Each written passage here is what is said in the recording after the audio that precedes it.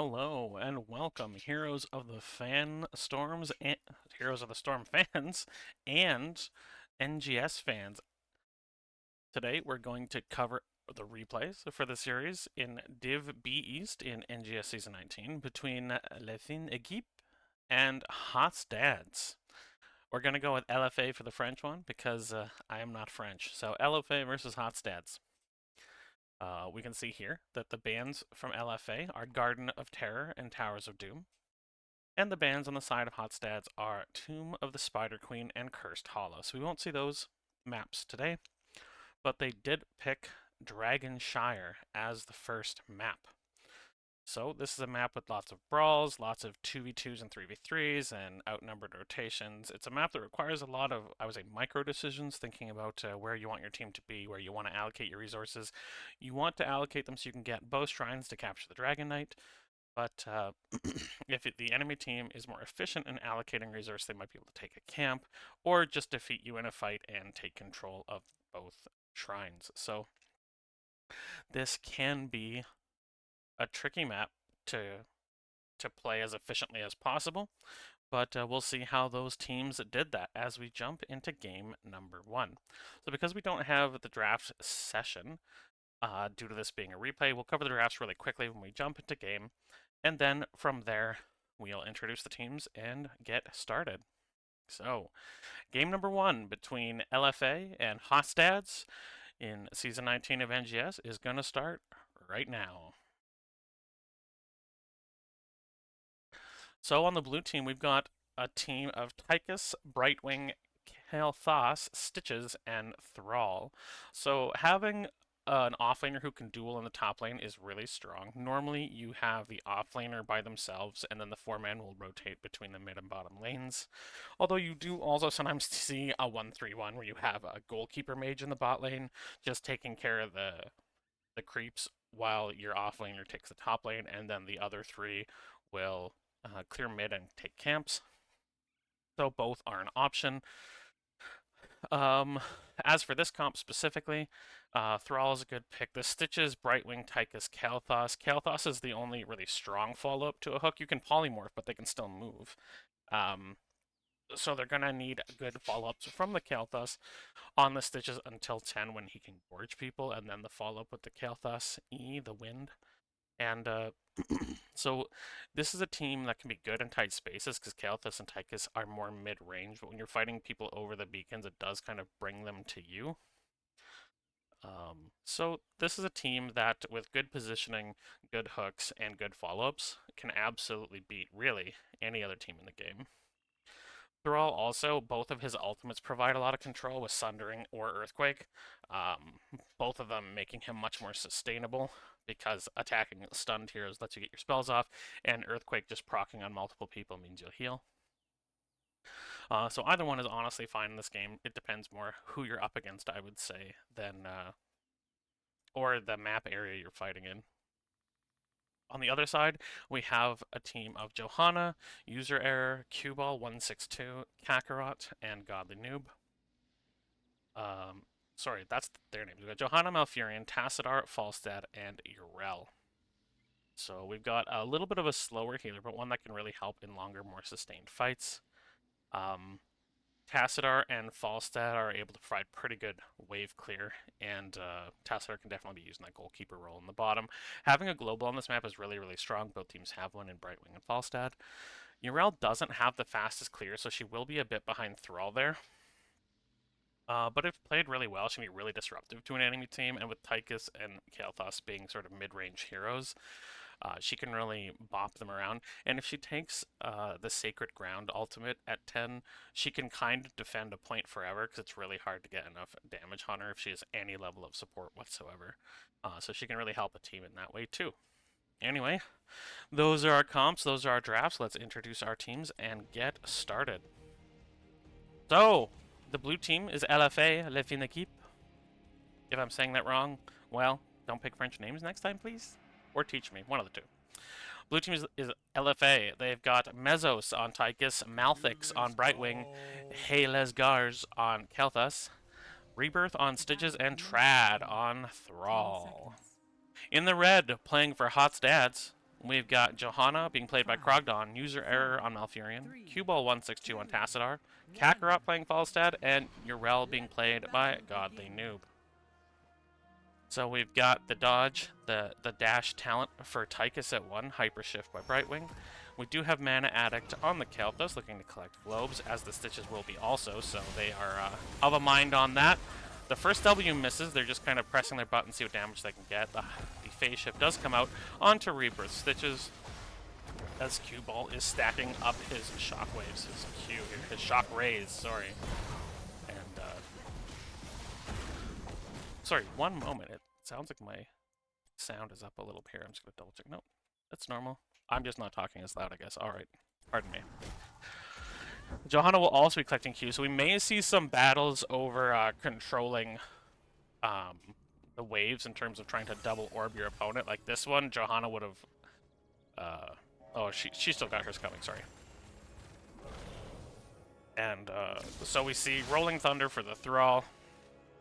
The Laws of Hoping buffed recently, so that gives Johanna a lot more sustain. And again, this is going to be a sustaining team. The damage from Tassadar comes out a little bit on the slow side. The healing from Mouth comes out a bit on the slow side. And Urel wants those long fights on the Sacred Ground if that's what she takes. So we also see the Emerald Dreams, so napping people after they're rooted. And we already talked about the Static Charge. We got Q build, so basically double mage for the team of Hot's dads. They're looking at getting a hook here, and they do hook the Tassadar. He doesn't have any way to escape. Krogdon tries to save Tass, but he does go down and is killed on a good hook and a smart invade by the members of LFA. And finally, we have an auto attack Maraud's Insight for the Urel. So after hitting an ability, her next basic attack gives her 180 health, which also gives her a lot of sustain as well. They did get the camp going, but by losing the Tassadar, they're not able to defend it as well. So it's going to go down pretty much immediately. The top point is captured by Urel in the bot lane. Now, here's where the Falstad is very strong. He can kind of help one side and then the other. And the siege camp in the bot is cleared away by Cuball's Tassadar. So, Stitches is going to be very threatening on this map. There's a lot of areas with kind of, you'd say, blind vision. You can't really see where your opponent is. A lot of walls. He tries for the Tassadar, but the Tassadar doesn't even attempt to sidestep, which actually keeps him safe there. The wind does grab him. And Stitches is the one standing on the point. There's no tank here, and so they steal the siege camp here. Another invade from LFA. Very confident early in the game. Cuball's taking out half his health and damage, and Mezzos is walking in. They're trying to get a little bit of defense, but these giants go down without being able to attack any buildings. There's about a half-level lead on the side of LFA. They're going to come up here and see if they can do something to Kakarot here, but they're not able to. He safely barrel rolls out of that gank, which gives the members of Hot Stats on the bottom an opportunity to grab that shrine. And in the top, Urel is pushing Trad away, both of them low on mana. Falsta's going to immediately come in and try to grab this, but it is being recaptured, but they get the Dragon Knight first. They are able to grab it, and now Kakarot is going to use this Dragon Knight to attack the gate in the mid lane. In the bot lane, it just looks like they're trying to delay the rotate here, not allow the members of LFA to do as much damage to this Dragon Knight, but Mezzos does make it, and he is able to do quite a lot of damage there. Johanna does take the living bomb from the Kelthos, but positions herself so she doesn't spread it to her teammates. The Dragon Knight's about to go down, and that's that. So they got a gate out of it, which is pretty standard. You hope to get maybe 2 gates out of the first Dragon Knight, but 1 is completely acceptable. Stitch is pretty alone down here at the moment. So again, both teams, while they're not afraid to be aggressive, both teams seem to, oh, I'm wrong, they're not taking a breath. They immediately come in, there's the hook on user error, and Malfurion is dead. It seemed like both teams were going to kind of reset here, but that is not how LFA works. They saw an opportunity. Kelthos came through here to kind of surprise with an angle, and then that hook was kind of dodged by the Tassadar and the Johanna, and went right through and caught the Malf when he was at low health with the living bomb on him, and they took him down fast. In the mid lane, though, they're rotating to see if they can put some pressure on the Thrall here, but Brightwing does manage to phase shift to him, and that gank is ultimately unsuccessful. It looks like the siege camp is up for LFA, as the bruiser camp was taken bottom, and so that needs to be defended against by Krogdon's Johanna. And in the top track, it comes back to Bop Godly Noob, but they both have really good sustain. A good root sleep there by user error, manages to get Mesos there. Krogdon and Tacit are not able to really put a ton of damage, and again, it doesn't take mana for Brightwing to heal, so she has excellent sustain as well. Both these healers are able to heal over long periods of time. And it does seem like the ability to do damage more quickly from the KT and Tychus is benefiting this side right now, but now it is going to be a 5 versus 3 or 4, and Tychus goes down quickly. But Urel gets grabbed, takes the living bomb. She's taking a lot of damage here, but she does not go down. With her healing talents, she is able to stay alive and rotates back to answer what Thrall is up to. Now, she's quite a lower. It looks like they're trying to bait a kill, but Rebirth is the first one to come up instead. The hook just misses Godly Noob at 400 health. And the living bomb goes on her again, and without all, she pops her trait and then her Q to keep herself as healthy as possible, so the living bomb does not kill her. The bottom temple has been collected by the members of Hotstads, and Urel is headed towards the top one. But she is, at the moment, greatly behind her lane opponent in hit points. Hotstats will take their camp. They are keeping an eye out for the hook this time, but both sides are 10, so LFA will not invade, although they have both shrines now, and so Falstad is guarding the mid lane here. Thrall coming from the blind side, seeing if he can put pressure on Kakarot so they can take that. The hook hits no one, but this fight is really spread out. It's a 4v5, this time the blue team, but the disengage ults are both used. Black Hole and Gust both used to prevent this engage from landing some kills on the members of Hotstats, as they have a camp pushing in the bottom and Urel pushing out in the top. As she tries to prevent that rotation from Thrall, meaning her minions get some damage on the gate there. Stitches still looking for blind hooks. There's the hook, and the Gorge onto the Falstad. Urel is here to try and defend, but she does not have another jump. The E immediately, and that's a kill on the squishy low health Falstad. Now, they do manage to retake the shrine in the bottom, but they're down their global, which is going to make rotations just that much more difficult.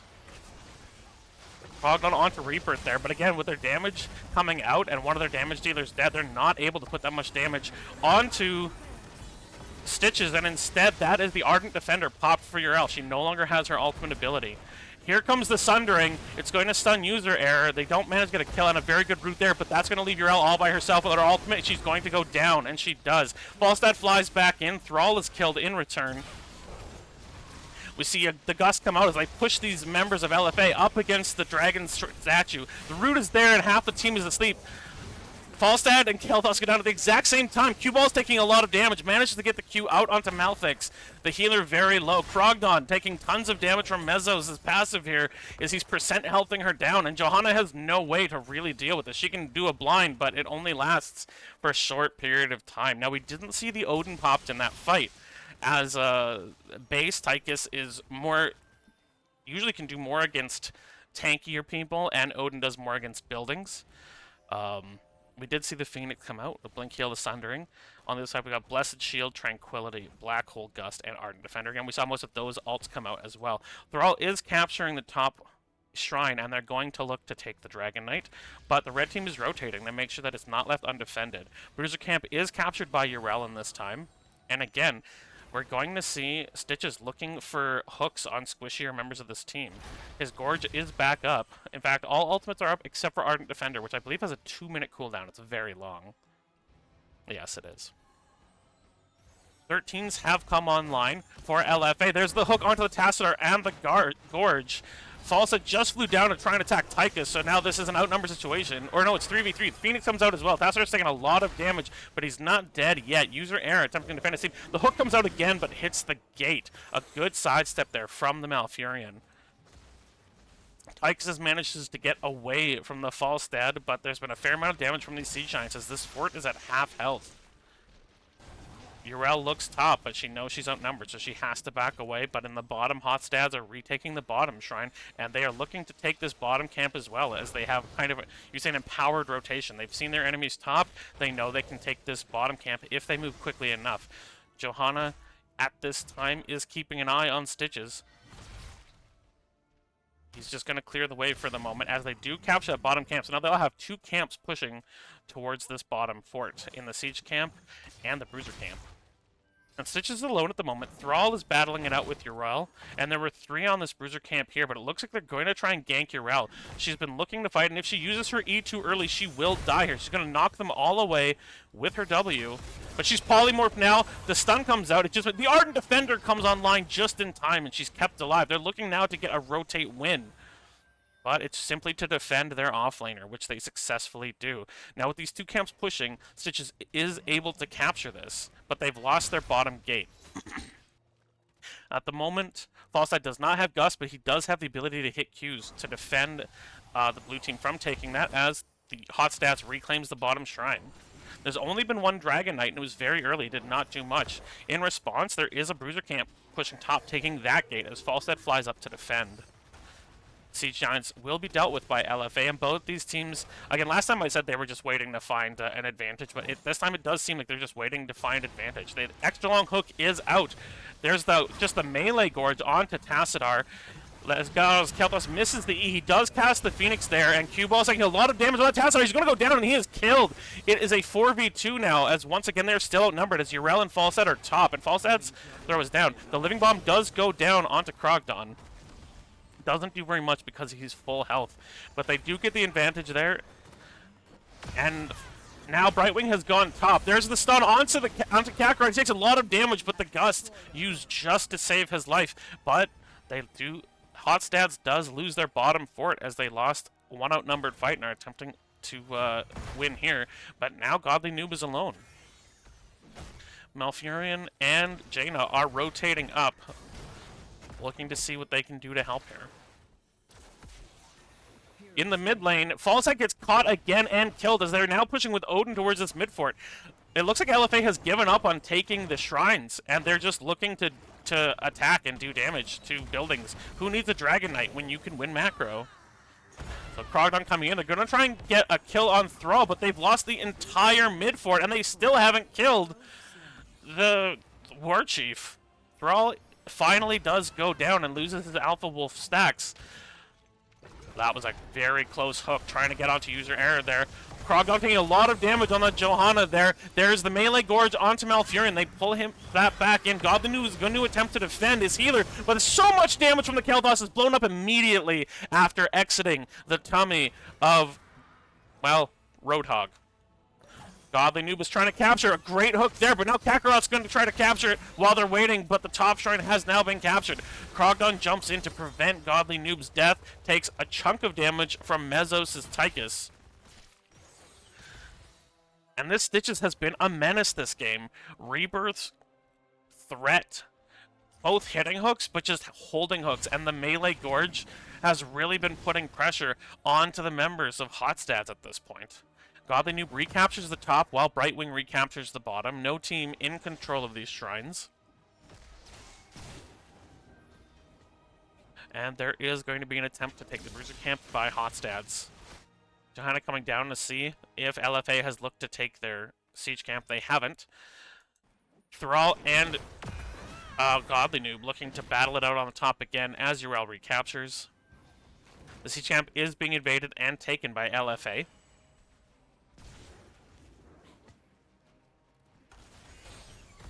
And right now, the bot lane is pretty well controlled by the members of LFA.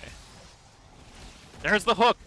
Rebirth waited for him to cast a shockwave that hooked him while he was immobile. Out comes Phoenix. Out comes Black Hole. Out comes the Blessed Shield, but nobody is dying yet. Gorge still available. The hook onto Tassadar again. And again, he doesn't gorge. He goes for the hit. Out comes the Gust. Tranquility is popped to keep Cue Ball alive as he was holding on to that living bomb from Kel'Thas. What a thoughtful gift. But the Odin is popped, and they're looking to use these quad siege giants and the Odin to blow up the keep gate on the bottom. Krogdon steps out to group up these giants, and the blue team will walk away. They're willing to let it go. They're a level and a half ahead, and they know when they hit 21st, they can be very, very aggressive. Rebirth keeping an eye on the rotate here just slows Krogdon down. In the top, Thrall and Yrel continue to battle. Good sidestep on the Wolf there. Falstad is going to fly top, but Brightwing is going to rotate top. Or phase shift top, and Mezzos has rotated here as well. They have her locked her down, but she pops the Ardent Defender, and now it's a 4v3, it's a 5v3, and a bunch of damage is going down. Stitch is coming from behind, goes for the hook on Falstad, does grab him, but Mezzos will go down, and so will Thrall. The Gorge is onto Malthael as he's caught by the Stitches, but there is no follow-up there. Yrel does die for what's going on here, and the hook goes on to cue ball again, but he pops the Shadow Walk and manages to get away before he is grabbed and killed by the CC of LFA. So it is a 2-for-1, which is very helpful in catching up in XP for the members of Hotstads. Kalthos will go top to collect the top shrine. And the members of Hotstads are being particularly careful, knowing a Stitches hook from this triangle bush can kill basically anyone but Johanna on their team. Johanna does get hooked here, but pops the Iron Skin. And that's a much longer cooldown than the cooldown of the hook. Rebirth just looking to frustrate the squishier members, as Krogdon has to defend the dragon statue. It can be collected now, even though they outnumber 4-3. They're playing very cautiously here. They know that they're down 20s. They don't want to lose it. There's the melee Gorge. But here comes the Blessed Shield to lock down the Stitches. The Gust comes, but this is a bad timing as Mezzos has just come back. Falstad is killed just as Tazadar finishes his quest.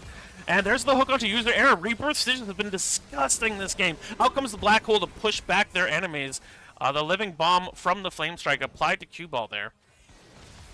And this is going to let LFA capture just the second Dragonite of the game here at level 20. So we see Big Red Button, Invisible Friends, the Flame Strike 1, Flamethrower, the Master Hooker, and Wind Rush for the members of LFA. But we are seeing now the 20s are coming online for Hotstads as well. The upgraded Blessed Shield, Life Bloom for Malf, the upgraded Force Barrier from Tassadar, Wind Tunnel, and Seraphim, so the Unstoppable for Yrel. Odin is popped and is starting to do pretty decent damage to the bottom keep here against the members of Hotstads. The Dragonite also kicking it around, and Yrel is out trying to gain more experience. Falstad is dead for 6 more seconds, and they're going to back off before he can respawn and wind tunnel them into a fight they don't want. Godly Noob goes for the swing, but does miss Trad. Mezzos continuing to use the Odin to get as much damage as he can. Dragonite still has 30 seconds left on it and can get a lot done during that time. Kakarot eased away.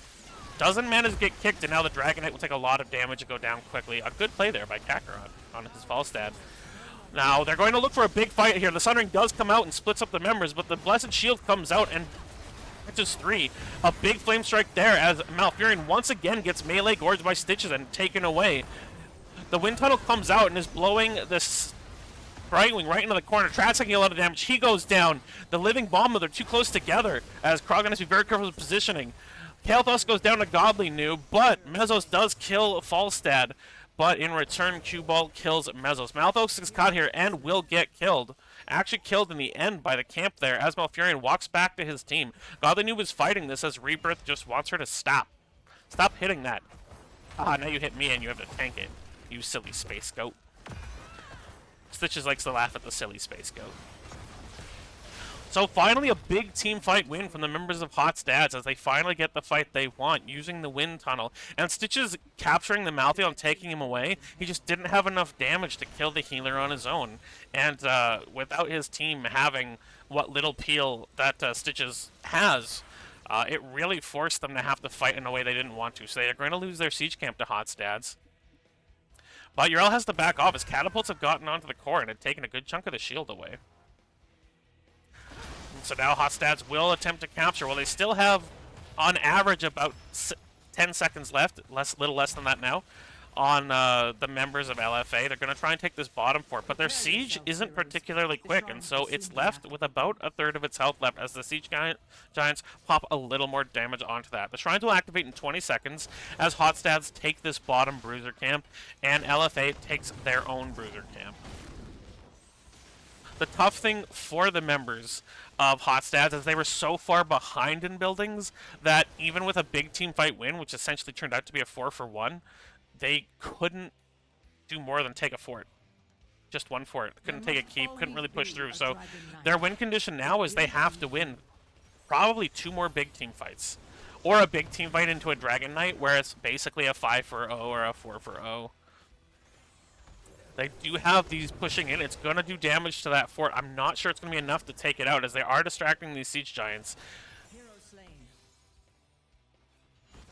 Thrall gets caught and murdered, as we were looking to see. But they do manage to save this keep with a next to no health.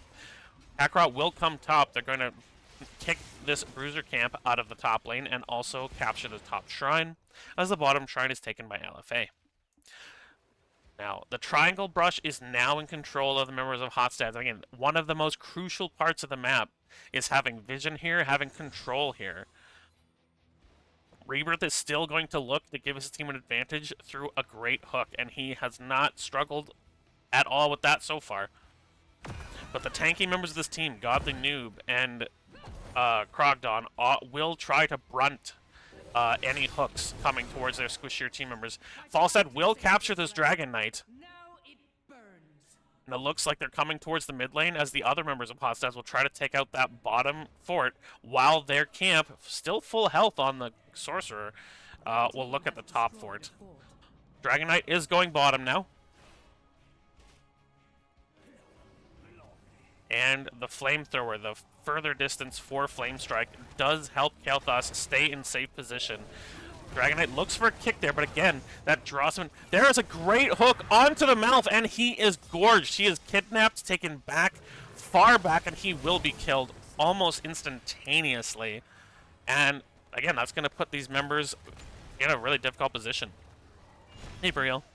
Another one? Yeah, and I'm going to have to recast one of the ones I did earlier, so we might get yet another cast tonight, but it'll be a recast of Bad Rats versus Pepegas on Ice.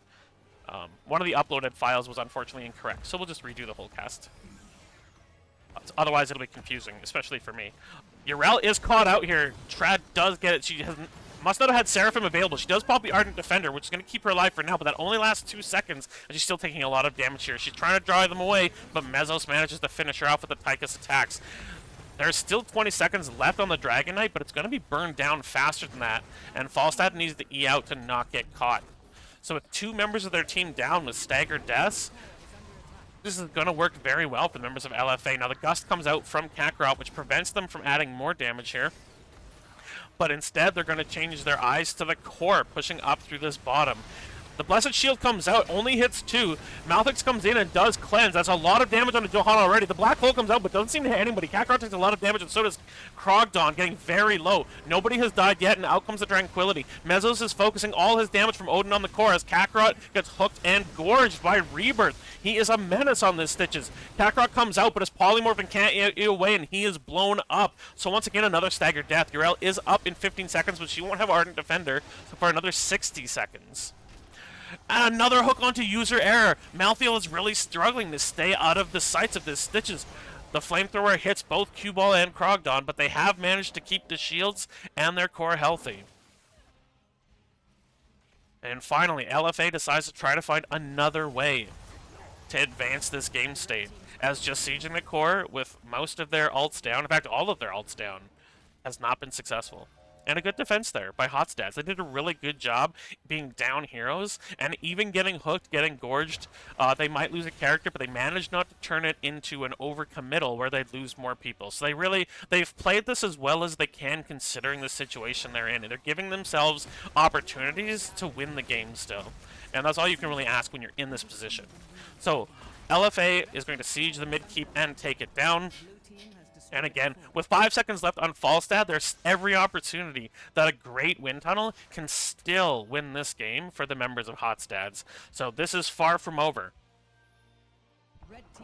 I can't promise far from over, but this could yet be far from over. There's no guarantee that either one team wins this yet.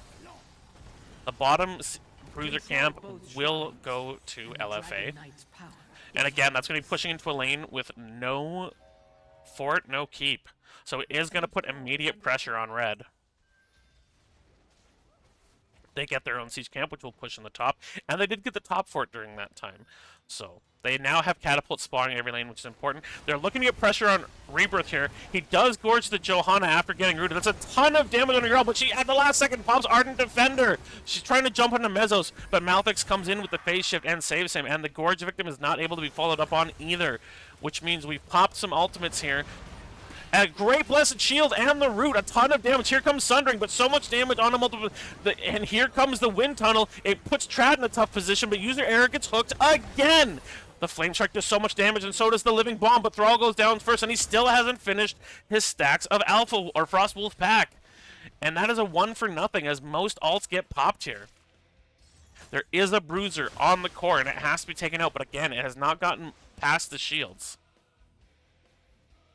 The blue team is looking to capture the Dragon Knight to end the game now, but Uriel is on the bottom. Can she take it before Elegars takes this? No. He is not able to cap it in time, and this is capped by Hotstads, who are moving as a 5-man team as they understand a 4v4 still may not go in their favor. Tychus is top, clearing out that Bruiser camp as Elegars and Malthix take this Bruiser camp. Cue Ball is rotating towards the top. The attempted hook there, but Seraphim is popped by Godly Noob, so he is not hooked. Gorge is off of cooldown, though, so a melee Gorge is dangerous. Godly Noob has charged up her W if Stitches attempts the walk up here.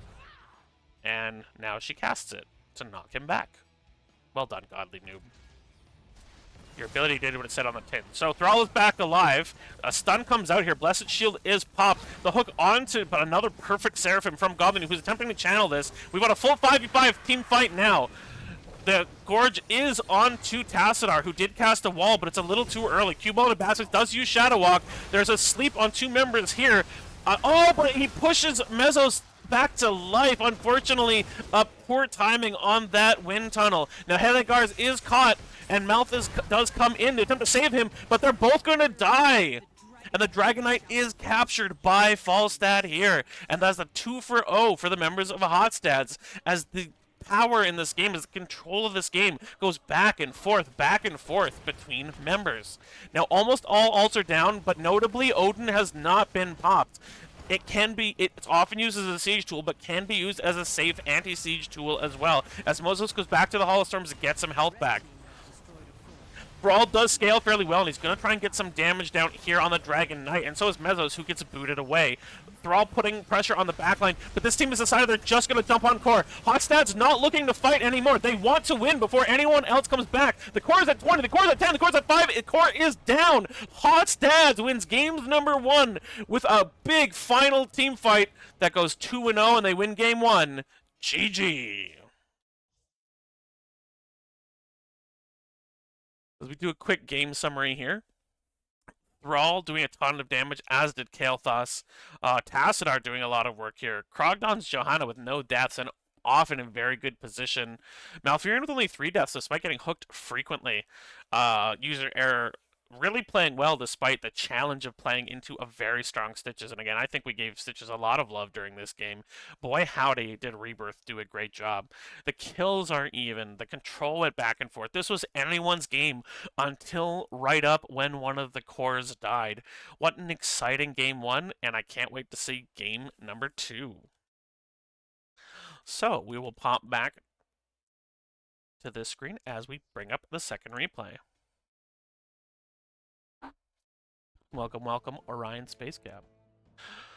So, game number 2 is going to be on Braxis Holdout. So, this is a very different style of map than Dragonshire. Although I would say Dragonshire, among the maps that we have in HOTS, is incredibly unique. Did I say Braxis or did I say Battlefield? I hate that they start with the same letter, and they're but the two-lane maps. Braxis, yes. Braxis Holdout is picked. So game 1 goes to Hot Dads. Game 2 will be fought on Braxis. A 2-lane map, lots of brawls, and you want to draft some clear to deal with the Zerg push. Because even if you win the Zerg push and the enemy gets nothing, they still get 18% Zerg push. So Game number 1 will go to Hot Stats, but game number 2 could be anyone's games. This one was so close. And honestly, these are the hot games and the hot series that I love. When both teams have every chance to win it. I do wonder if we'll see a Stitches ban in game number 2, because Rebirth was very powerful on that hero. Although Stitches struggles a bit on Braxis, he's not as good at holding space as other tanks are. So perhaps a Stitches ban is not necessary. But we will open our second replay and pop into it. We'll go over what each of these teams drafted, and then we'll launch into it. Facility powering up. All right. Just set up all the things we need set up here. There we go. Let's pull you guys into game with me here as we go into game number 2 between Equipe and Hot Stads. So, Equipe LFA has this time drafted Tassadar, Brightwing, Anubarak, Imperius, and Falstad. So they have 2 globals for a map where helping your offlaner can lead to quick advantages. On the other side, we see 1 global in the side of Dahaka. This is a team with a ton of crowd control. Polymorph, Anubarak with a lot of CC, Imperius with really good follow-up, Falstad, Gusts, Tassadar, Walls, and Black Hole if he goes that alt. This team wants to control the point. Control, control, control. They could come up a little short on damage. Tassadar plus Falstad can be a little slow on damage until Falstad gets some stacks on his Q talent. And if he goes auto attack, Tassadar and Falstad together are actually really slow getting out damage. The Imperius will really have to help if it comes to a team, like a 5-man team fight. On the other side, I actually really like this draft. Ariel, Hammer, Johanna, Dahaka, Kael'thas. That's a 4-man that can pressure for days. Hammer doesn't require mana. Oriel doesn't require mana. Kael'thas is a bit mid-range, but Johanna is a very strong frontline, and Dahaka can show up whenever he wants. My only concern is Godly Noob is going to kind of be a stone alone. There's not much on the team of hot stats that can rotate to help him, whereas Imperius can get help whenever he wants. Plus, he has percent health damage from 1 if he talents into it, which could make Dahaka's life frustrating. If Brightwing just by herself comes up, polymorph Dahaka, Imperius charges with the Celestial Charge, that could be a dead Dahaka right away, and then it's really hard to get control back of that beacon. Although Imperius has much weaker wave clear until 7. So those are our team comps. That's our draft analysis as it is. Let's get into game number 2 between LFA and Hotstads. In the blue, here on Brax's Holdout, we have Mezzos on Tassadar, Malfix on Brightwing again, Rebirth playing Anubarak, Trad is on Imperius, and Helegar on Falstad. In the red, representing Hotstads, we've got Kakarot on Sergeant Hammer, Godly Noob on Dahaka, Krogdon playing Johanna, Cuball162 on Kael'thas, and User Error playing Ariel. One of the strongest healers right now. But, importantly, no cleanse, so you assume that Hammer might be taking the Unstoppable at 4 instead of the healing at 4. Alright, so both offlaners heading into the top lane. Trad making sure that, just seeing to sniff out if there's some sort of cheese. But both teams looking to behave normally as the game starts. We see the Advanced Artillery, Regeneration instead of Race Car Dahaka, Laws of Hope, Mana Addict, and Searing Light. Rebirth does get the CC on Kakarot, but as of yet, it's not going to be too particularly dangerous.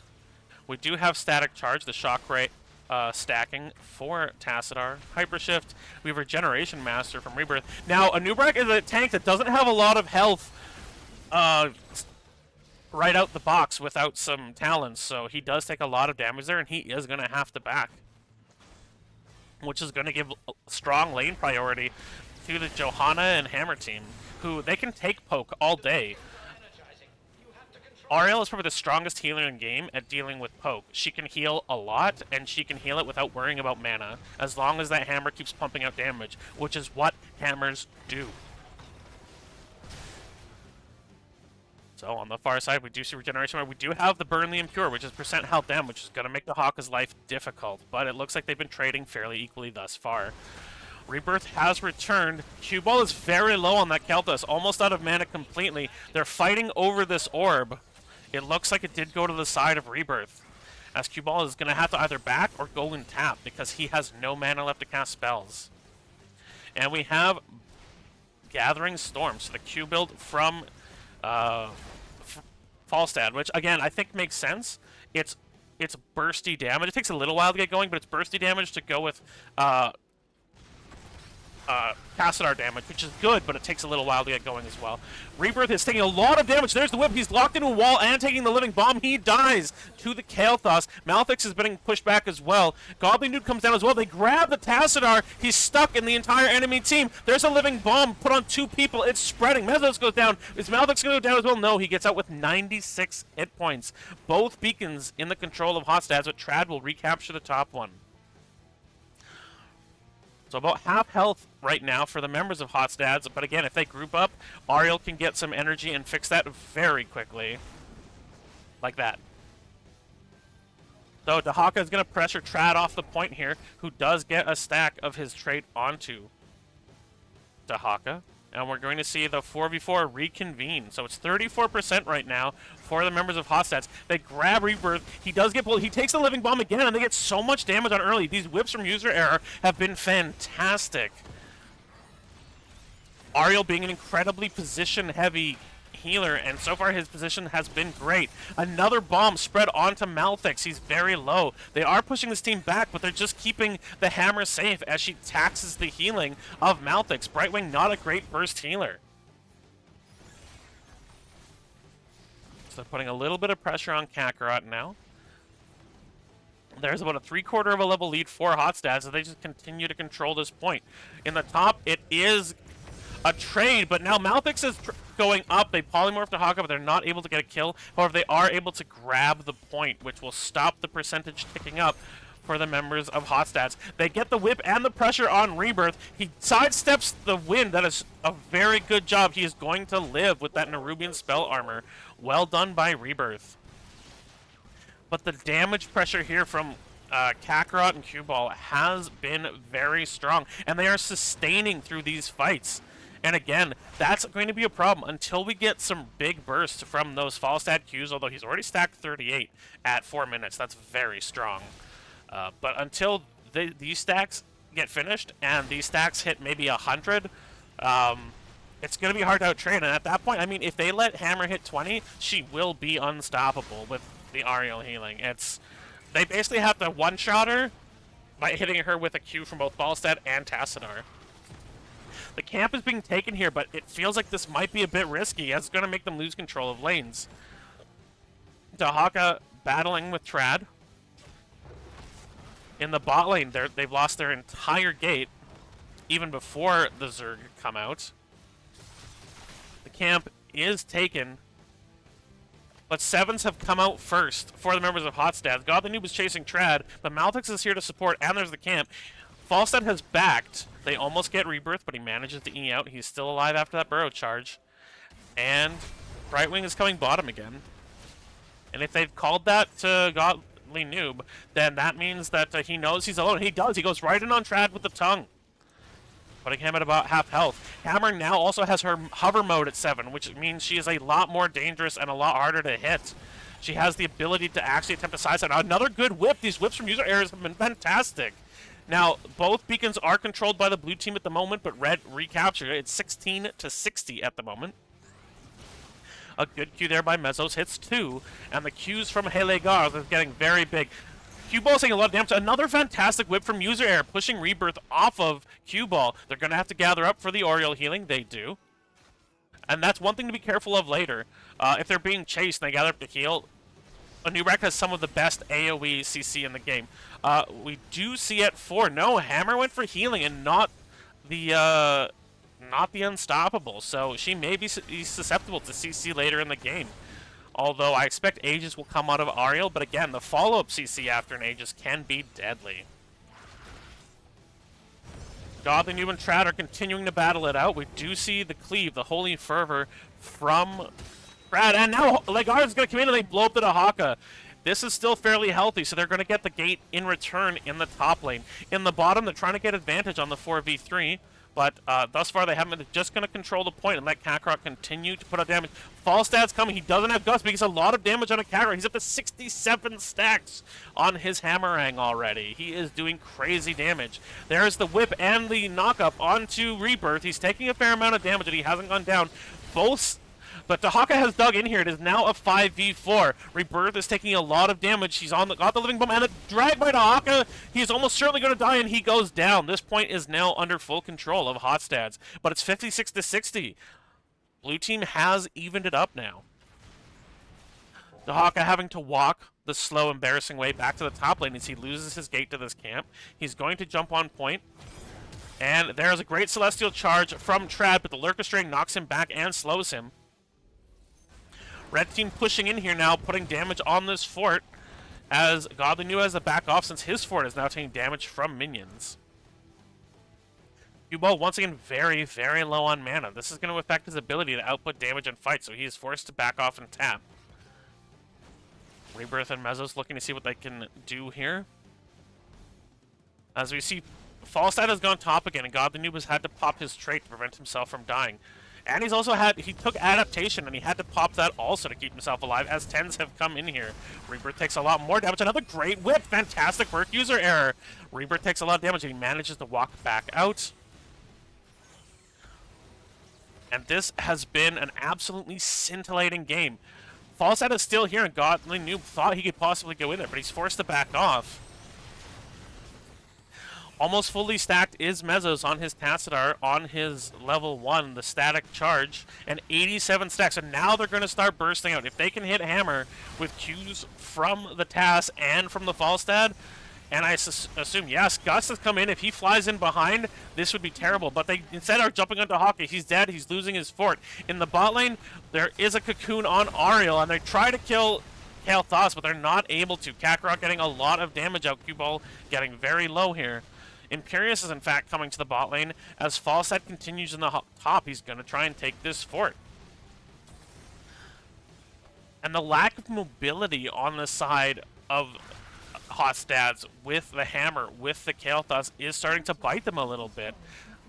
The top fort is destroyed as the Haka has just been bullied by the global of Falstad. Rebirth is forced to back out again as the bottom is collected once again by the red team. He steps back onto it and immediately steps away, just trying to force the difficulty. There's a tongue by Godly New, but again, Falstad is still there. They're just bullying. The Haka cannot really do anything at this point in time. And at any point, Falstad can fly down.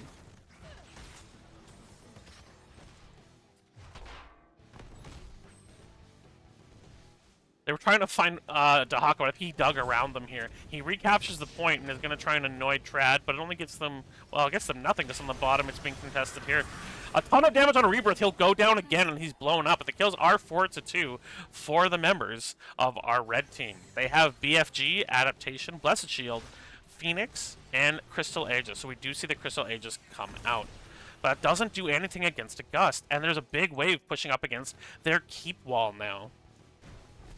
They've been trying to force pressure on the bottom, but let's be real. The defense from LFA has been fantastic. They have not been forced to give up this keep. They've been pushing, pushing, pushing. Although now that their tank is dead, it does look like now it is going to go into the hands of Hotstads. But what are they giving up for it? Trad takes a lot of damage. He is actually killed by Godly Noob plus the gate here. Now, one of the turrets is going to go down here, but great work by Godly Noob to secure a kill in the 1v2. The red team is now rotating towards the top. Falstad has been warned by his team to back off, and he's looking just to get some more Q stacks. I'm sure he had his finger hard hovered over that E button. The Haka did dig bot, but he is outnumbered here. He's going to have to be careful.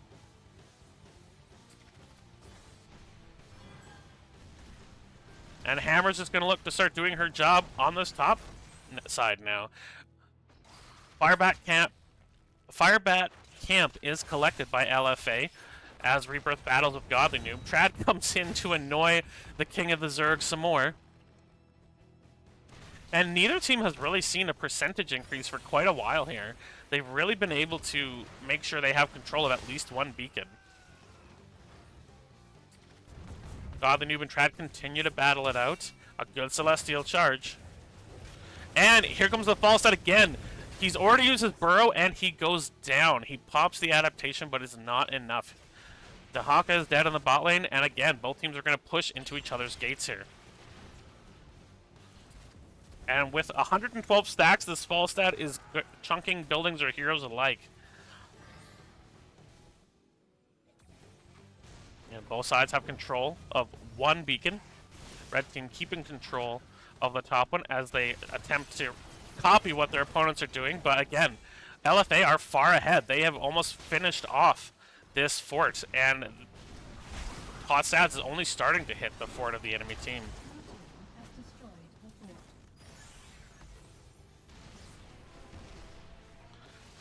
Again, I'm a little surprised we haven't seen the Falstad fly up behind and blow this hammer into the enemy team. She did not take Unstoppable, and Crystal Aegis can only save one person.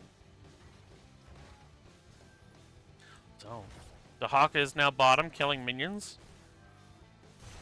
Blue team attempts to take this back, but again, Reaper gets caught and killed. Whenever he gets isolated, he dies fast, as the user error's whips have been on point.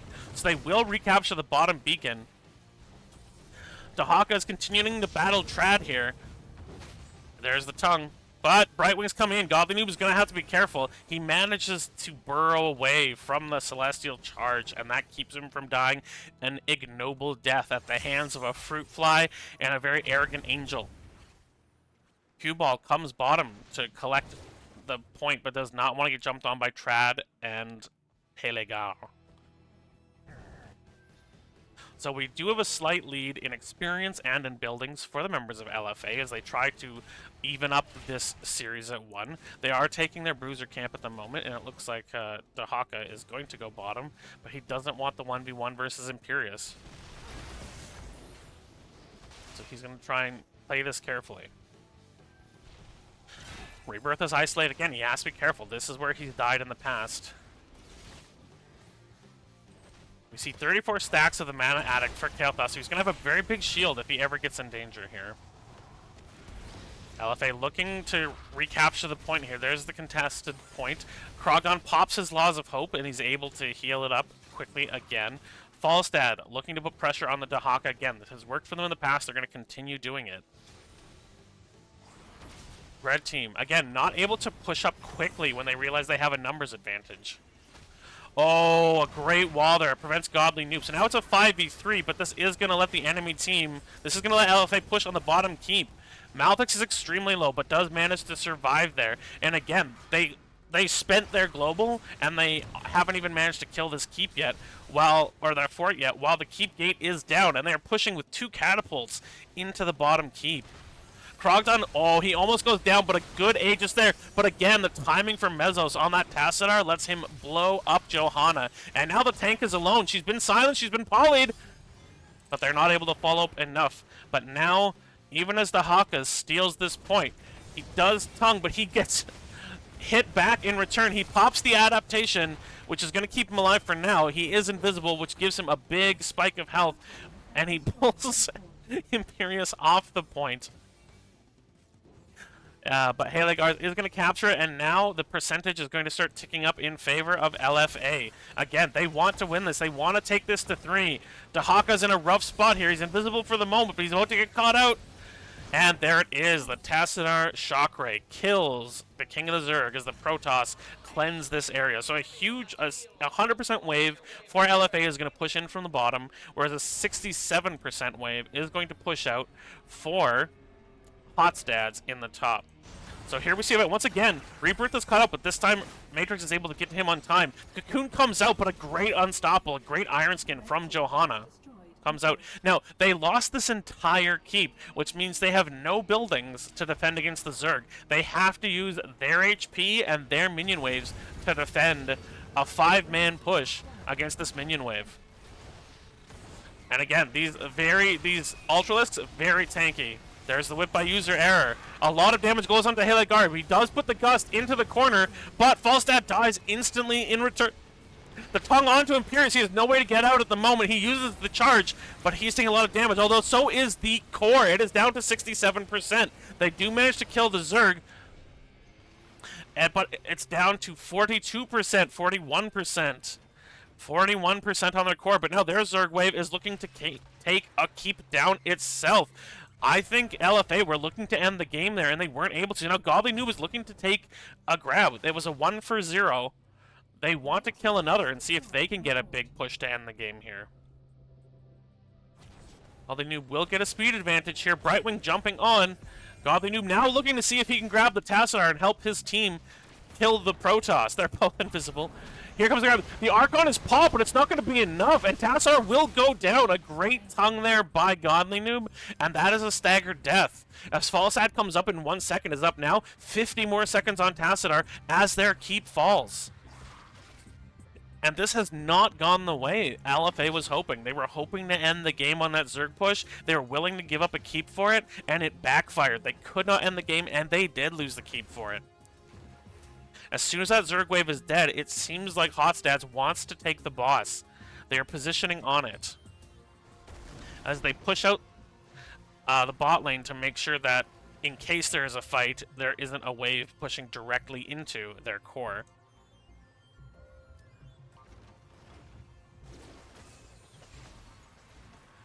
Now, this is a very intelligent thing that LFA is doing. What they're doing is they're refusing to kill these Guardians. And that is because they're waiting for their last team member to come up. If they don't kill the Guardians, no camps can spawn, and the red team can't steal camps. They can't set up for boss if they don't kill these Guardians. Now that Tassadar is back, they'll clear these Guardians out. They'll get some map control back. And then they can kind of do what they want. They're also waiting to see if they hit 20. They have a big experience advantage. If they don't kill these, they can hit 20 first and look for a 20 fight. So this is actually very, very smart on the side of this team. Just a real chess move there. They're about to hit 20 here. And that's what Red needs to be afraid of. This is a team that's about to hit 20. Now, they do jump onto Reaper. They're looking to kill him immediately. This is a 20 versus 19 fight, and the wind tunnel comes out, and Johanna is completely alone. She does use the Iron Skin, and the Stasis comes out. Rebirth is very low. But this 20 fight... Tassadar is grabbed again. He's going to take a ton of damage, but there comes the fly in from the Fruit Fly. In from the side, Hagar's doing it. Hagar's doing a ton of damage to the false at Q's. Krogdon is down to 500. Now they're taking a lot of damage. But Q-Ball is having to back out. Again, the power of those 20s has made it that this is a lost fight for the members of Hotstats. I think they thought that surprise fight was going to be enough, but it isn't. They are dying. And that is a 4-5 for 0 for the side of LFA. They're looking to end this game here. It's 35 seconds for the first person to spawn. And Haligars is saying, guys, don't worry about camps, don't worry about rotations. We end this game right now. 25 seconds before Johanna comes up. And they all 5 are on the core after a 5-man team mind with 20s. And that tiniest party bush, not paying attention to the 20s versus 19, spells the end of game 2 for Hotstats. And we're going to game number 3. GG. Winners.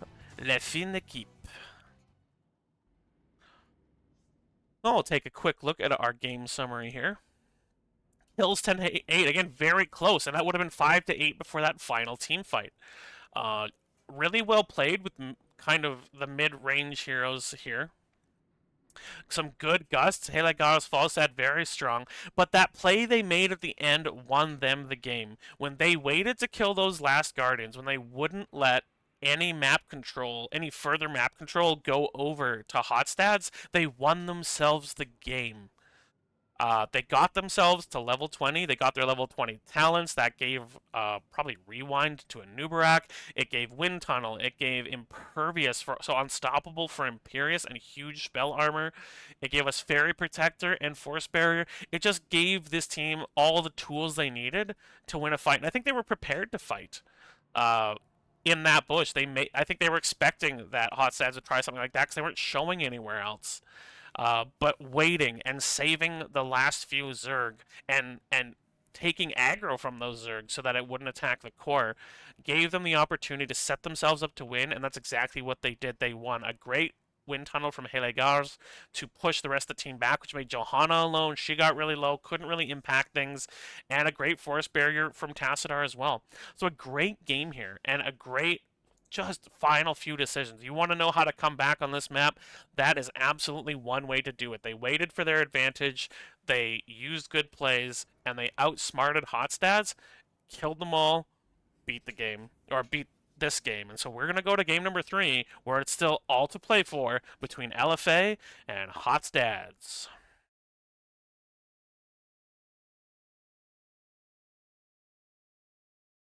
All right.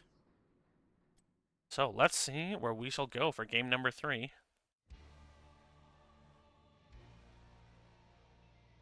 As we ban Mirror Overhead, as I really don't like it when bots come in and offer me a bunch of view bot services. That's not my style, unfortunately for them. All right. Map number 3 is going to be Infernal Shrines, and I think this is the perfect map to go to for a game number 3.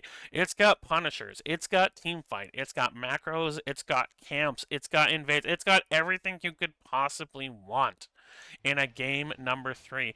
Teams can win this particular map in any number of ways. They can draft any number of ways. Um, and you can even try to bait the Punisher in particular ways. So there are a lot of different ways to win this map, and I am here for it. I am 100% here for it. So let's get into game number 3 here. Let's pull up this file. Sky Temple? No, it's Infernal Shrines, Orion Space Gap. We are looking to take this to, I think, one of the most exciting maps in the map pool.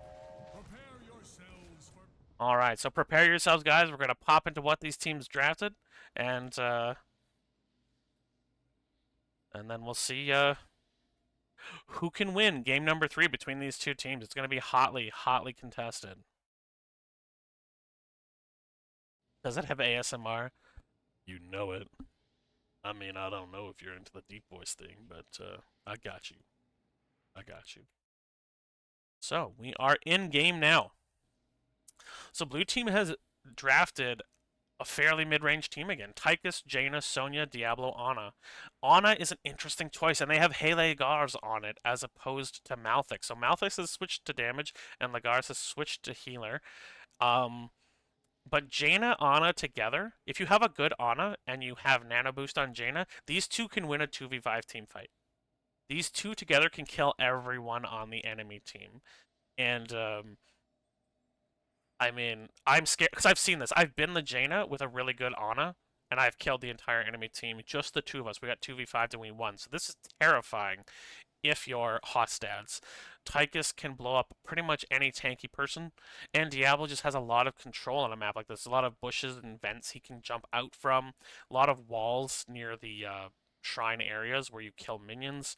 So I think this comp has the potential to be. This comp either gets 0-5'd in a team fight or goes 5-0 in my opinion. If Ana gets caught out, if Sonya Leap doesn't get a kill, then Tychus and Jaina can just kind of be hunted down and murdered by Dahaka, by Stukov pools. On the other hand, if they get a good early start to the fight, if Sonya stuns 3 in the original hit, and then Jaina's there to follow up with a nano boost, they kill 3 people and the other 2 either run away or die. So this is a volatile team comp in a way, even though it's a very standard comp, but this is a very volatile comp that will either, again, yeah, it feels like they'll 0-5 or 5-0. On the other side, we have Sylvanas, Dahaka, Johanna, Mephisto, and Stukov. Now, I do think Stukov is just the filthiest support in the game right now. Those puddles are disgusting. You also have a further silence from Wailing Arrow on Sylvanas if Kakarot takes that at 10. Again, Dahaka probably the best offlaner in the game right now. Mephisto can pump out tons of damage fairly safely with his ability to teleport in and out. And again, Johanna is probably one of the best tanks right now. So we're seeing 2 very strong drafts. This is a team that can push really well with the Sylvanas Mephisto. It can control areas really well with the, you know, you got Blessed Shield, Durance of Hate we see most often, Wailing Arrow, you know, tongue, silence. Like, there's a lot of silence abilities on this side, which again could actually make it hard for Ana to nano boost. It can make it hard for Jano to cast once she's nano boosted, forcing her to move away from her effective range. So they have some answers over here for this 5-man blow up, but it's really going to be, again, like it always is in the game, it's going to be a skill matchup, and I can't wait to see who plays their comp better. Let's get going. Game number 3 between LFA and Hot's Dads. This is it for all the chipmunks. You win all the chipmunks if you win this game. So, on the blue side, we have LFA. Mezos is on Tychus, Malthix playing the Jaina, Trad on Sonya, Rebirth playing Diablo, his 3rd tank this series, and Helesgals is on Ana. On the red side, we have Kakarot on Sylvanas, Godly Noob on Dahaka, Krogdon playing Johanna, Mephisto being played by Cuball162, and Stukov on User Error. And as we often see with Sylvanas comps, they're looking to cheese a lane, and in this case, they're looking to cheese the top lane with the Dark Arrows. And away they go. Dahaka there to convince them that they weren't going straight top. But the rotate going up, and they're probably going to get this first turret. Rebirth looking to get the charge. He gets the charge on the Sylvanas. She's going to take a fair amount of damage. Here comes the puddle. So there's a sleep on Kakarot, and he does go down. And an excellent sleep arrow there from Ana gave Diablo the opportunity to get his cooldowns back up and keep Sylvanas in a place where she couldn't use her Haunting Wave to get away. Meanwhile, Dahaka did push the mid wave in and is taking the bot wave, so even though they've gotten a kill, this should work out fairly even in experience for both teams.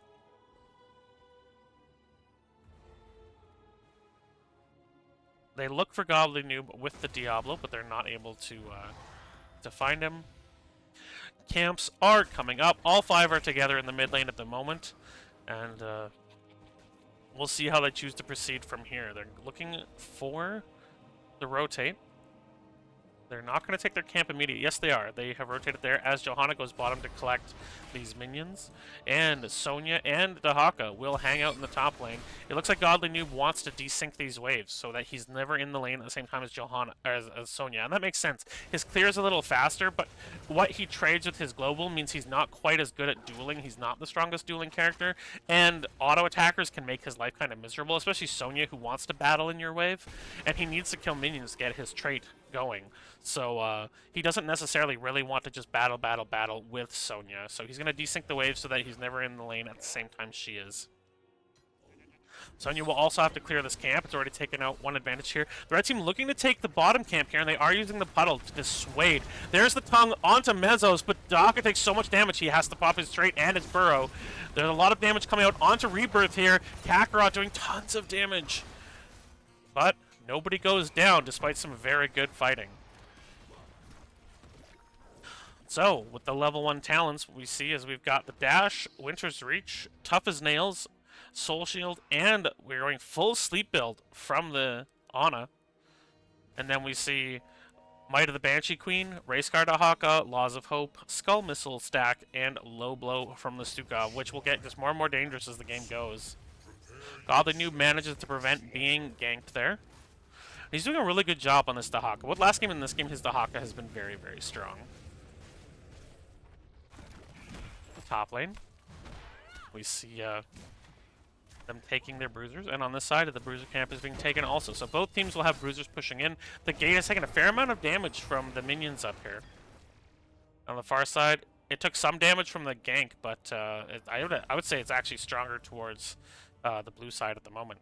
So in the bot lane, a Frozen Punisher Shrine is active. And it's going to be started by Rebirth here. Mezos here attacking minions. There goes the Haunting Wave. Krogdon is jumping on Rebirth. Both offlaners are top. That's an advantage for Dahaka, who can use his global. In comes the stun. It hits it hits Mephisto. He's very low, and he does go down to Jaina here.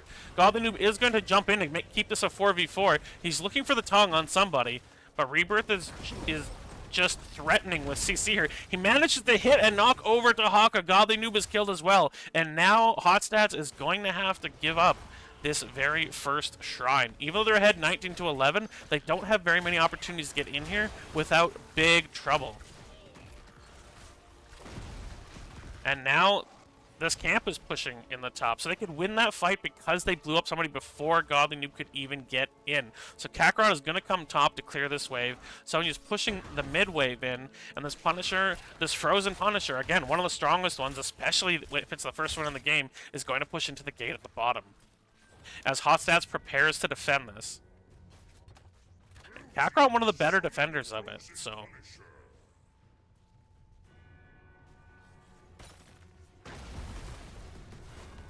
And there, Cue Ball uses the Mephisto ability to pull that jump without it forcing it himself to get too injured, because he's going to flip back even if he's stunned. The gate does go down. Krogdon pulls them in, but he has to be careful of the root here. He does pop his Iron Skin. The jump goes onto Stukov this time, and Diablo immediately goes in on user error. This is feeling like game one where he just targets the healer. Mesos manages to kill Stukov, and he's down. The Frozen Punisher has frozen this fort and is punching the daylights out of it. John Cena, come on down. There's the jump onto Cue Ball. He's going to take a good chunk of damage. He's just getting punched. He fires off the Skull Missile. The fort is down, and now Krogdon is in a rough position. This is a lot of value for a very first Punisher. They're a full level ahead, and again, it feels like after losing game one, just that competitive fire has been lit in the bellies of LFA. They are refusing to go away in this game and in this series. Godly Noob escapes there and pops his passive. And again, Hotstats are going to have to be the patient ones this time. They can't afford to go anywhere blindly. Because if they do, they could die. Tans are about to pop in for the members of LFA. Apocalypse, Nano Boost, duh. Welly for Jaina. We see Laser Drill as opposed to Odin. Here comes the Apocalypse already, and they're gonna have to try and get out, but User Error is all by himself. He's being attacked by the Jaina. He goes down. Godly Noob attempts to get a tongue, but he misses, and they're gonna steal this camp. And again, they didn't respect that their opponents had the 10. Just like last game, they didn't respect their opponents having the 20, and this is going to continue costing them.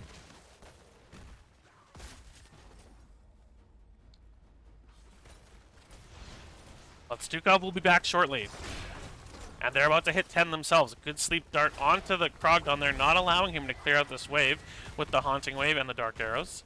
As 10s come in for them as well, we've got Blessed Shield, we've got Wailing Arrow for the Silence, Flailing Swipe from Stukov, Durance of Hate from Mephisto, and we have Adaptation from Dahaka. So we're not going to see the Isolation Silence, we're going to see the Survival talent from the Morphing Zerg. Rebirth looking to control, but they're mostly looking to rotate safely here. Oh, Stukov is by himself. He's going to get grabbed. He's going to get flipped. He doesn't manage to hit the wall. Krogdon is all by himself, and the Welly comes out again. The stun is out on him. He's also tongued. He's also Durance of Hate. He's going to go down, but Krogdon is taking so much damage from the Jaina. Kakarot has to back out. Now Godly Noob is at the front by himself because Krogdon is so low. He's taking shots from the Welly. He's looking to use his race car abilities to grab Meltix here. He tries. Oh, there's the grab on the Jaina. She's going to take so much damage. The silence bottle is on. She goes down. Sonya is in here trying to pressure them out, but now she's going to take a lot of damage as no one has yet gone down. It's a 2-for-1 as Sonya goes down also. A 3-for-1. Not all the ults were used in this secondary fight for the red team. And, wow, what a play there by Hotstats. They get their 10s, they look to immediately fight as they know a lot of ults are down on the side of LFA, and they get a very successful team fight. And some really good play there by Godly Noob, kind of taking over that tank role once Krogdon had been taken so low, and just managed to get a couple of really good tongues, which set his team up for success. He's done a really, really good job with this Dahaka in both games. And so, the Shrine will be active in 5 seconds. Diablo looking to make life difficult for this Johanna, but she's able to stand up to him fairly easily. Halagar is taking a safe position here. Jaina looking to see if anyone's standing in the bush, refusing to face check. Very, very wise. The red team is coming up, but Sonya knows better. Trad not going to walk out and get himself killed. In response, LFA is going to pop this. The laser drill comes out, and they're going to start killing minions fast. Most of the members of the team have the ability to kill these fairly quickly. Goblin Noob is going to try and come around from the bottom and find himself the opportunity to grab a couple of tongues. They're already up to 20 as the red team comes in. The blind comes out, but that doesn't matter. Red team is looking for an opportunity to come in before they just lose this race altogether. The Apocalypse comes out, but so does Endurance of Hate. There's a one over there, but so much damage on Cue Ball. He tries to jump out, and for the moment he does, the slaps come out from Stukov, but he's taking so much damage from Welly, he's going to go down and he dies. That's Mephisto and Stukov both down. And this time they lose the big AoE fight. The tongue does grab Diablo, but he's going to jump onto Kakarot and keep hitting him. He goes down and dies. And with his full souls and his soul shield, he doesn't take any damage. And that is a 3-for-0 for the members of LFA. And going top to clear that camp, they weren't able to get the engage they wanted. They kept trying to find the right angle, kept trying to find the right engage. And again, now that they have a hero's advantage, they're not going to take that 40th minion. They're going to take the camp here. They're going to take the camp here. And then they're going to send Tychus to take this. So now they're going to have a huge minion wave, 2 camps, and a Punisher pushing into this mid fort. And it's a pretty good chance it's going to go down. There's no wall to hide behind and it's jumps. So as soon as it seems someone from the red team, it's going to go. But they do catch Rebirth at the bottom. He is going to go down, but so does Stukov and Johanna. It took so many resources to kill that Diablo. Now Q-Ball is super low, so is Kakarot. They both go down as well to this Jaina. This nano-boosted Jaina is murdering everything. Malfix is a monster, and after losing 4 heroes like that, this monster of a Punisher is leaping right into the keep. Dahaka's taking the bottom because he knows he can't afford to defend this. He will just die to what he's up against. But this Nana boosted Ana is a crazy tech. They tried so hard to get a kill. They killed the Diablo, and yes, they got his souls, but he was back in 5 seconds, and they lost 4 heroes doing it. 16 is now in for the team. They still have about a quarter of the health on this. 5 members of the Siege Camp community left. The dump does go into Krogon, who unstoppables. Punisher going to take a lot of damage. Endurance of Hate misses. It hits nobody. Q-Ball doing the damage she can. They do kill the laser drill. They do kill the minion waves. They lose 9% on their core there. Godly Noob attempts to get the grab there, but they're going for a final fight here. The Apocalypse comes out. The Sleep Dart onto, that means there's no damage for the Mephisto there. The jump is onto User Error. Krogdon goes down. User Error takes so much damage. He's about to go down. No, 80 health. He's still alive. But Trad jumps in and kills him also. So much damage onto these members, but the Ana has done a great job hitting healing arrow after, or healing dart after healing dart after healing dart. Another 2 for O. There's the start of the Kakarot. He gets flipped. He tries to get out, but no, he's killed. Q-Ball trying to get the damage there with the skull missiles. In comes Dahaka, trying to force this to happen. He does manage to get the tongue, and Dahaka is killed by the core. But Trad is still here with tons of health. Now, the kill timers are still really low at 12 minutes into this game, but they want to end now. There's the tongue. The Endurance of Hate comes out as well. They're going to do a ton of damage. They're defending desperately this core. Godly Noob takes a ton of damage and takes the spear, but the trait pump and the adaptation... Oh, no, not the adaptation. The trait pump keeps him alive, and now it looks like Mezos is going to go down. He is killed. They did overstay. And with that desperate defense, with their core down to 60%, Hotstaz has managed to stay alive in this game, at least for another moment.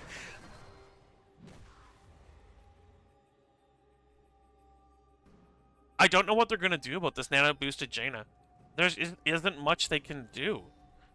If Nano Boost is available, Jaina can kill their whole team. And with core damage already and no keep in the middle, you can't just afford to give her space and back up when she gets Nano Boosted. Which I would say run away when she's Nano Boosted, but that's hard to do. Trad is going to come in here. Endurance of Hate comes out, but the team was already backing out, so there's not a lot of follow-up. But that's a lot of damage. The Blessed Shield comes out. Reaper's taking a ton of damage. The Wailing Arrow comes out as well. Godly Noob is trying to chase down Malfix, but they're split. They're split. They can't kill anybody, and they don't. They take 3 ultis. Only the Welly ulti comes out for Jaina, and unfortunately they've used a lot of resources to kill nobody. The calls for the team were unclear.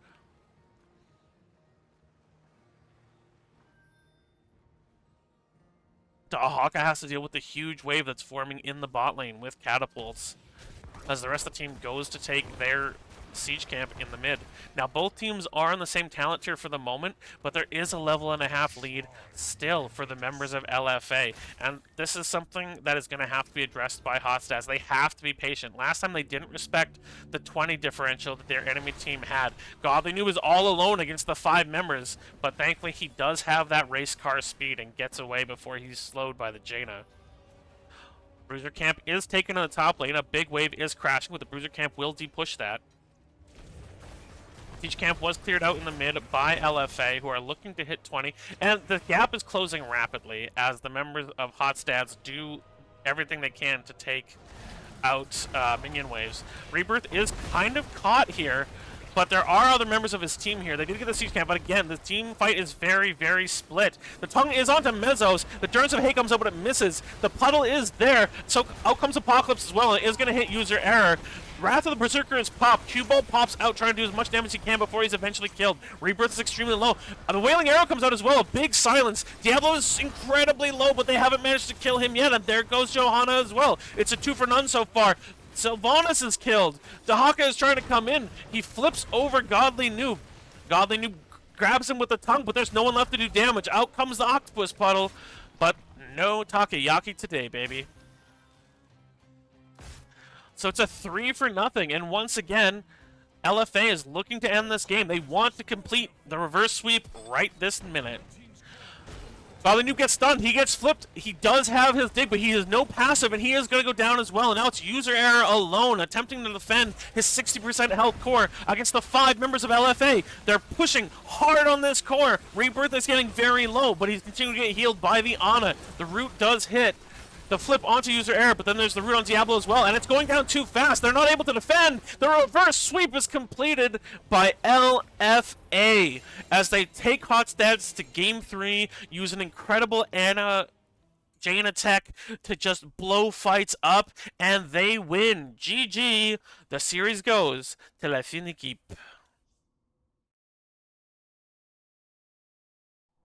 The kills in this game, not even. The last 2 games, pretty even. We went 19-6 here, and they lost a fight on Braxis. They were moments away from, clearing the wave, having the boss push in and attack their core, and just dying.